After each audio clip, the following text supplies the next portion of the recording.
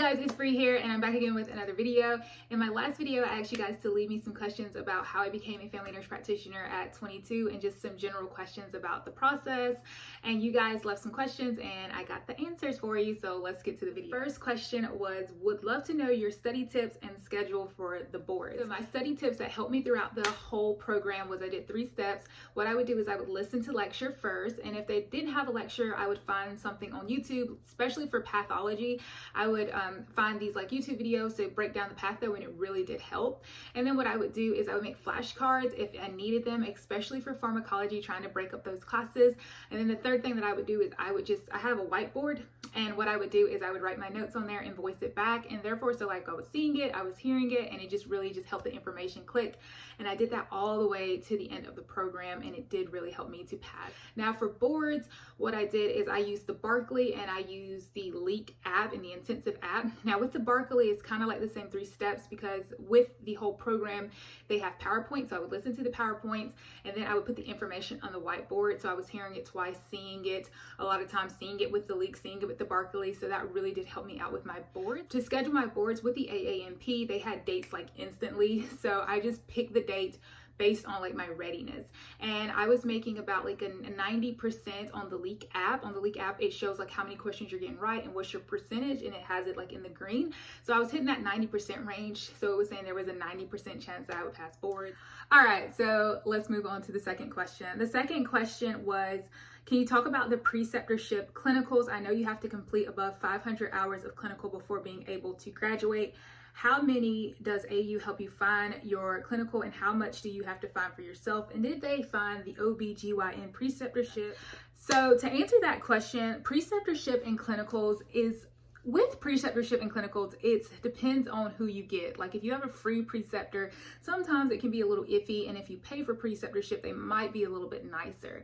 Now I'm not saying that's always the case. I had some free clinical, well, all of my clinicals were free, but I know some people that paid for clinicals and they had a bad experience, but then some people paid for clinicals and they had a good experience. AU did help me find my all of my clinicals until the end of the program, and that was just because a lot of like COVID issue things were going on. I had some really great preceptors, and then I had some really not so great preceptors. The biggest thing to deal with those great preceptors is absorb all the information that you can from them, really learn, really inspect, and see what they're really doing. A lot of times, when you have a bad preceptor, they want you to feel intimidated and they want you to feel very small because their world is small. But just remember that we do follow guidelines. So if they ask you a question on the spot and you do not know it, always say, hold on one second, let me check on the guidelines. They will either get mad because they're like, how do you know about these guidelines? Or they'll be, like, okay, that's a great idea. So if you ever feel uncomfortable and they're throwing things at you at the spot, just say, let me check up on the guidelines, because we follow guidelines on the way we treat different disease processes. So absorb that information and just take clinical as it goes. For my program, it was 600 hours of clinicals. You do have to have 500 hours to sit for the boards. The reason AU has 600 hours is because we go to intensives, and when you go to intensives, you get 20 hours for each intensive. So that's how it equaled up to the 100 additional hours. And those intensives are like 3 days. They're every semester, and you go to campus and just to work on skills. But due to COVID, we did have 2 of the intensives on Zoom. And then at the end of the semester, we were able to meet socially distanced, wearing masks and things like that. Now I know OBGYN preceptorship is kind of like the golden nugget. It's kind of very rare to get those, and everybody's like, how do you get those? One thing about the boards is a lot of, one thing when you sit for boards about your OBGYN or your end of the year clinical check off to make sure that you hit your skills, is OBGYN focuses on women's health. So anytime that I saw a woman patient, especially in primary care, because I saw a lot of women and then I would see pregnant women, I would chart it off that I saw these women. So that helped out to my OBGYN hours. It's not really like a set calculated for OBGYN hours. It's just making sure that you're getting that women's health. So when I had a UTI, I would chart that. If I had like a pregnant woman come in for like an asthma appointment, I would chart that. Just getting to let my school know that I was seeing women in the practice. They did set me up with a birth control family planning woman with the OBGYN, and she was able to just kind of show me a lot of different ropes of the birth control aspect. So the Nexplanon, IUDs, things like that, and how to get certified to put the Nexplanon in. So they did help me find that clinical preceptorship, and I did a couple of days with her. But yeah, OBGYN, just kind of keep looking for those women patients that come into the office. Another thing about the question is, how do we chart? Because I know it's like, what do you mean by when you say you chart these patients? We use a database called Typhoon, and with a Typhoon you chart all your patients. So we were supposed to see a patient every hour. So if your clinical was 10 hours or 8 hours, then you were supposed to see at least 8 to 10 hours. So I would make sure I was hitting those OBGYN patients. Now clinicals is basically all on you. So when they do give you your preceptor, you find your preceptor, you just ask your preceptor, hey, what works for you? And you can set up your own schedule. When COVID first hit, we were taking out of clinicals, and so that made me super nervous in the summer because I thought it was going to be a second wave in the fall. So I booked my clinicals in the summer. I did some extra hours. I banked those hours just in case if anything had happened. So you can ask your preceptor, hey, I'm going to be on a set schedule. I'm going to come Tuesday, Thursday, Friday, or you can be like, let's take it week by week. And you can get that vibe with your preceptor. It all just, depends. Okay, so this next question was, how many hours of clinical did you have to commit to each semester? How many hours a week did you spend on schoolwork and studying? And does AU have a discussion board you have to participate in? You can do as much clinical that you want, and you just base it around your schedule. So whatever works out for you. And I really like that about that program, because in RN school, it was like, you're going to clinical this day, but NP school is more about you. How many hours a week did you spend on schoolwork and studying? So about hours a week, just basically kind of like when I had some free time, I liked to get ahead of stuff. So I would do like my discussions, my case studies, and then I would study like on Saturdays and Sundays. So 2 days out of the week. Sometimes I would study during the week. It just kind of depended.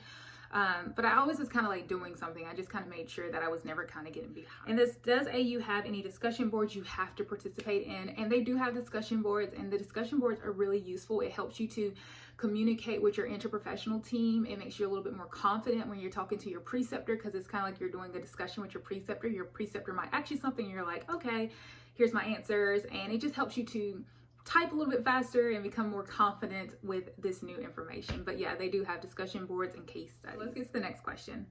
I'd like to know, how intense was the 15-month FNP program, and were you working while being in school? Also, can you do the program part-time? How were your professors overall, and how was the program in general? All right, so the first part of that, the 15 months, it was a little intense because I was taking about 5 to 4 classes a semester.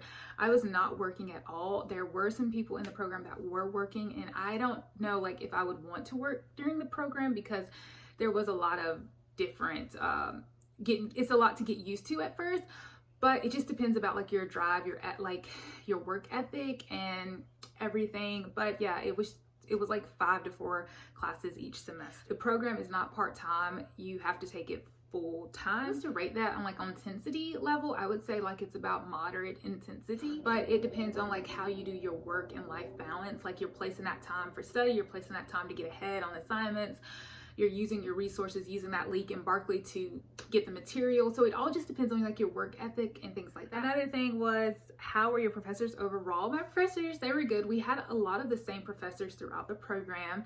They were very smart, well-rounded, and they really knew their stuff. So they were really kind of a little intense with like grading and stuff like that. But I learned a lot from them. AU is a great program. It is a little intense. The professors are great. They help you out with clinical. It's a great program. You will learn a lot and you will use that information. So I really did like enjoy my time at AU. I do feel like AU did a really good job with presenting their information, and I do feel like I can step into this next chapter in my life as an NP and excel because of that foundation that I had from AU. Now, a lot of schools also have great foundations. It just depends on like what you do with that information. But once again, the Leak and the Berkeley are great tools to have at the beginning of FNP school and also at the end of FNP school to prepare for boards. So I hope this Q&A answered some questions for you guys. If you guys have any more questions, please put them below. I wouldn't mind answering them. Also follow me on Instagram for my like FNP journey and everything. And I will see you guys in my next video. Thank you guys for asking questions, and I will see you guys soon.